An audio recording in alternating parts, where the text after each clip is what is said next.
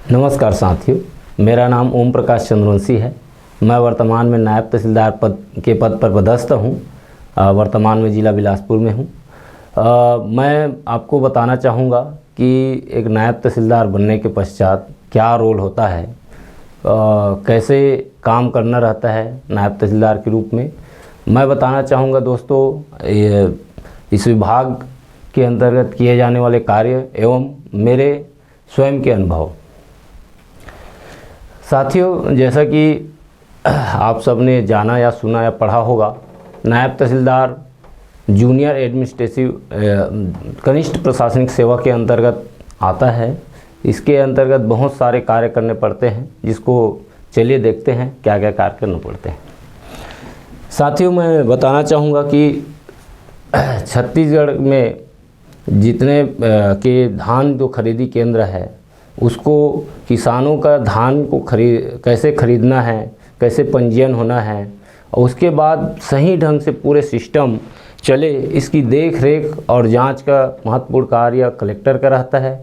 उसके अधीनस्थ होने के नाते एक तहसीलदार, नायब तहसीलदार की महत्वपूर्ण भूमिका होती है कि सारे किसान जो है, गरीब हैं, किसान हैं, उनके पूरे अनाज को जो शासन के निर्देशानुसार खरीदी किया जा सके।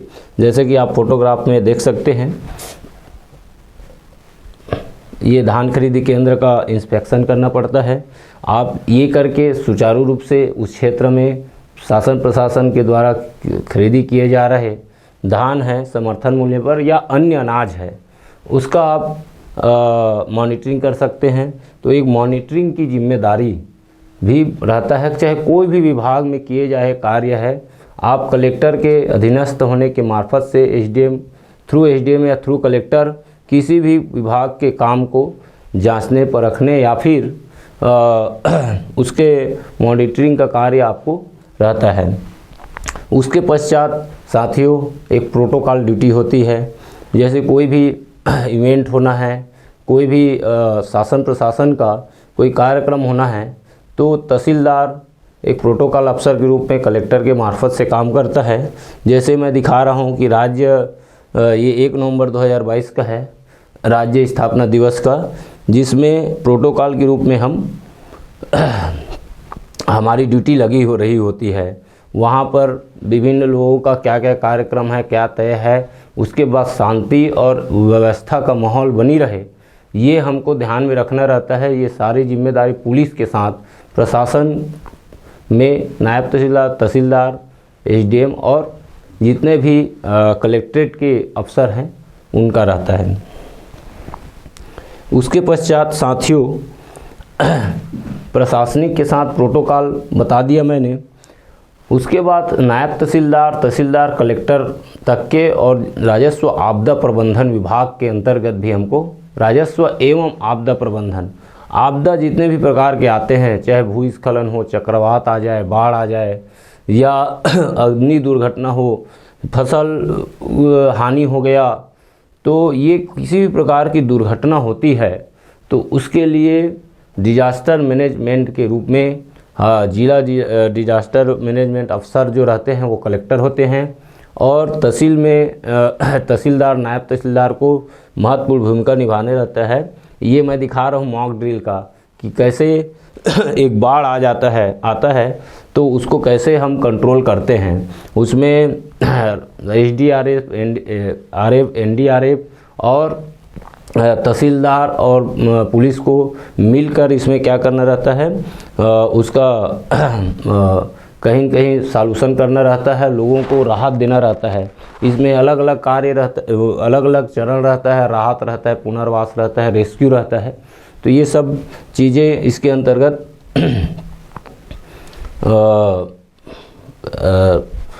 आपदा प्रबंधन में आपको काम करना रहता है। ये सब तस्वीरें उसी का ही है जिसमें हमने मॉक ड्रिल किया हुआ है। उसके पश्चात मित्रों, जैसे मैंने बताया, प्रोटोकॉल में कोई भी आयोजन है, जैसे ये राउत नाच महोत्सव हो रहा है, उसमें प्रोटोकॉल पुलिस के साथ हमेशा आप खड़े मिलेंगे, क्योंकि शांति का व्यवस्था बनाए रखना प्रशासन का महत्वपूर्ण क्या है, कार्य है। और जैसे ही मान लीजिए आप उसमें होते हैं प्रोटोकॉल में, यदि जैसी वो हिंसा का रूप ले लिया तो एक नायब तहसीलदार को CPC में अंकित है कि मजिस्ट्रेट, एग्जीक्यूटिव मजिस्ट्रेट के रूप में आप काम करते हैं।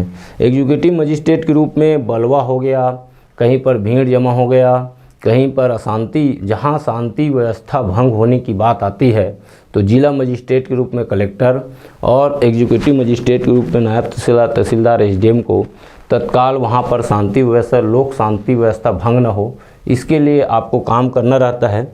एग्जीक्यूटिव मजिस्ट्रेट के रूप में मित्रों उसके अलावा और भी काम हमको दिया गया है CRPC के तहत भी और CPC के तहत कि जैसे कोई महिला 7 वर्ष से कम 7 से कम वर्ष की विवाहिता है तो उनका यदि संदिग्ध मृत्यु होती है या वो पॉइजन ले लिए, आप किसी भी प्रकार का आत्महत्या करने का प्रयास करते हैं या कोई कराया जाता है किसी के द्वारा, तो उसका हम मृत्यु पूर्व कथन लेते हैं और 100 पंचनामा करते हैं। यदि महिला नहीं है और पुरुष भी है और कहीं संदिग्ध मृत्यु होती है तो क्या होता है, मांग होती है कि मजिस्ट्रेट जांच हो। कभी कभी आप सुनते होंगे तो न्यायिक मजिस्ट्रेट का तो जानते हैं बहुत प्रोटोकॉल रहता है, बहुत ज़्यादा नहीं आते हैं, तो उसके व्यवस्था के लिए एग्जीक्यूटिव मजिस्ट्रेट के रूप में कार्यपालिक दंडाधिकारी, कार्यपालिक मजिस्ट्रेट के रूप में नायब तहसीलदार से लेकर कलेक्टर तक के भूमिका रहता है। ये जैसे एक है, ये मीडिया कवरेज है जब मैं ये महाशय धरने में बैठे हुए थे, एक गांधी के नाम से छत्तीसगढ़ का जाने जाते हैं, संजय सिंघानी करके हैं, तो ये शराब के बंद कराने के लिए, वहाँ से हटाने के लिए बहुत ज़्यादा भूख हड़ताल में, अनशन में बैठे थे। तो ऐसे लोगों को भी कंट्रोल करना है, समझाना है, बुझाना है, क्योंकि शासन का जो चेहरा है वो प्रशासन होता है, उसके अंतर्गत आपको काम करना रहता है। अब आ गया आप एक निर्वाचन रजिस्ट्रीकरण अधिकारी के रूप में और सहायक निर्वाचन अधिकारी के रूप में भी आप काम करते हैं। पूरा निर्वाचन का काम जो है वो करते हैं तो जिला कलेक्टर से लेकर नायब तहसीलदार तक को करना पड़ता है। तो निर्वाचन का कार्य सही ढंग से संपादित करने का कोई काम करते हैं तो वो नायब तहसीलदार करते हैं। उसके अलावा विभिन्न समाज का, विभिन्न लोगों का कोई मांग है, कोई किसी प्रकार का धरना प्रदर्शन, रैली, जुलूस है तो ज्ञापन सौंपना है और कुछ चीज़ें देना है तो वो क्या करते हैं, कलेक्टर नहीं है तो SDM नहीं है तो नायब तहसीलदार उनके उसमें लेते हैं और पहुंचाते हैं शासन प्रशासन तक के बाद। विभिन्न प्रकार के कार्य योजना बनता है, विभिन्न प्रकार की मीटिंग होती है, मीटिंग में समीक्षा होती है कि कैसे आप काम कर रहे हैं। ये चीज़ें भी जिले स्तर पर होती है जिसमें आपके कामों की समीक्षा होती है। ये सब वोटर हेल्पलाइन का है जो स्वयं हम इसी साल का अभी हम वो कर रहे हैं कि कैसे स्वयं नागरिक स्वयं मतदाता बन सकता है। कहीं कोई ऑफिस में आपको जाने की ज़रूरत नहीं है तो आप एक निर्वाचक। उसके अलावा तहसीलदार, नायब तहसीलदार चूँकि राजस्व अधिकारी भी होता है तो राजस्व के विभिन्न प्रकार के कामों का निराकरण भी आप ही को करना है, जैसे जाति, आय, निवास। उसके बाद आपको विभिन्न प्रकार के किसानों का नामांतरण, बंटवारा, उस और अतिक्रमण है और किसी के ज़मीन का फौती नामांतरण वगैरह है। उसके अलावा वृक्ष कटाई वगैरह है। उसके बाद किसी ज़मीन का बेचने के लिए अनुमति रहता है जैसे आदिवासी का है। तो इस प्रकार से एक रेवेन्यू अफसर के रूप में भी आप काम करते हैं। जैसे ये वाला है अतिक्रमण हटाने का, मैं गया था एक गांव में पूरा अतिक्रमण कर लिए हैं। 5 एकड़ का शासन को क्या चाहिए, जनपद ग्राम पंचायत एवं ग्रामीण विकास विभाग को तालाब बनाने के लिए, लेकिन तालाब बनाने के लिए जगह ही नहीं है, सब लोग अतिक्रमण कर लिए हैं। तो उसको हटाने के लिए मैंने बात किया और उसके बाद बेदखली आदेश आपको एक रेवेन्यू कोर्ट के रूप में भी आप राजस्व अधिकारी के रूप में अलग काम करते हैं फील्ड में जाके, लेकिन एक राजस्व न्यायालय के रूप में, पीठासीन के रूप में भी आप काम करते हैं, जिसके तहत न्यायालयीन शक्तियाँ और न्यायाधीश के रूप में भी आप लोगों की मांगों को, लोगों की आकांक्षाओं को, जनता को सही ढंग से आपको फैसिलिटेट करना है, न्याय देना है और उनकी जो हक है, उनकी जो ज़मीन है उन तक रहे, उनको रिकॉर्ड में रहे, ये सब आपको देखना रहता है। ये सब प्रोटोकॉल का ही है, छत्तीसगढ़ी ओलंपिक का।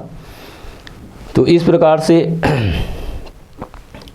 ये सब इसका है। जैसे हाँ सीमांकन, जैसे आपको अपनी ज़मीन का जानकारी चाहिए तो आपको सीमांकन कराना है, तो बहुत ज़्यादा कई बार विवादित भी हो जाता है, लेकिन हमारा काम है कि वहाँ लोगों को दोनों पक्ष 3 पक्ष सबको सुनकर, ये बहुत ही खतरनाक सीमांकन था। 3-4 बार अफसर लौट के आ गए थे, चौथा मौका मेरे को मिला था, लेकिन ईश्वर की कृपा से ऐसा हुआ कि वो बहुत ही अच्छी तरह से, क्योंकि कहीं भी जाते हैं तो आपका संवाद बहुत, एक अफसर का संवाद बहुत महत्वपूर्ण है।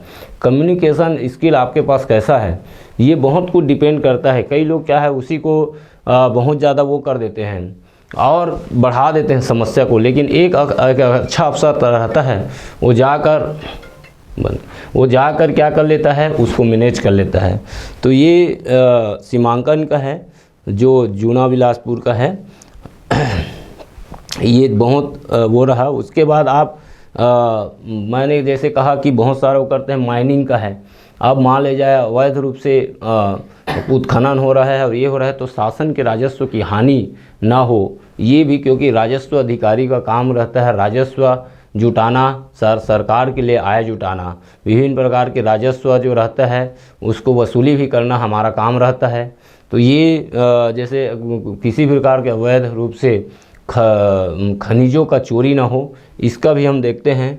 ये देखिए जैसे मैंने ट्रक पकड़ा हुआ है जो अवैध उत्खनन बिना कुछ रॉयल्टी के, रॉयल्टी लेना अनिवार्य रहता है किसी भी व्यक्ति को, यदि आपको कोई वो चाहिए तो खनिज वगैरह चाहिए या फिर रेत वो करना, उत्खनन करना है, मिट्टी उत्खनन करना है, मुरुम उत्खनन करना है, कोई भी चीज़ उत्खनन करना है, तो उसके लिए शासन से बाकायदा ये होता है, नीलामी होता है, रॉयल्टी लीजिए। ऐसे करके विभिन्न विविधताओं से भरा हुआ यह पद है। बहुत ही रोमांचक ढंग से आप इसको कर सकते हैं। बहुत ही सारे अवसर आपको मिलेंगे, आप जितना चाहेंगे उससे ज़्यादा आपको अवसर और काम करने का जो मौके आएंगे। तो ये था नायब तहसीलदार का कुछ मेरा अनुभव और काम। आप सबको बहुत बहुत नमस्कार, फिर मिलेंगे।